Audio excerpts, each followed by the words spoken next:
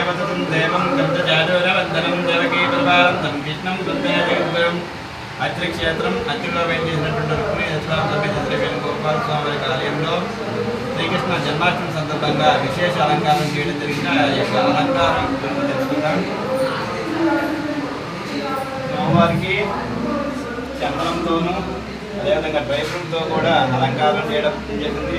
అదేవిధంగా మనకి స్పష్టంగా చూడొచ్చు చుట్టుపక్కల ఉన్నటువంటి రుక్మిణి సత్యభామ, అదేవిధంగా చుట్టుపక్కల మొత్తం చుట్టూ అంతా కూడా దశావతారాలు, లక్ష్మీదేవి, సింహవాహనం, ఏనుగు వాహనాలు, అదేవిధంగా ఒట్టివేలు,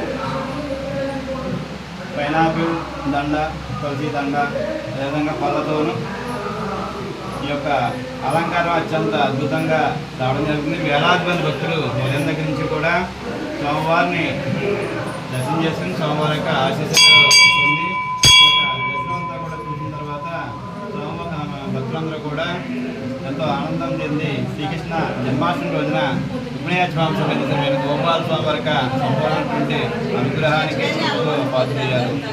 ఓం నమో భగవతే వాసుదేవాయ.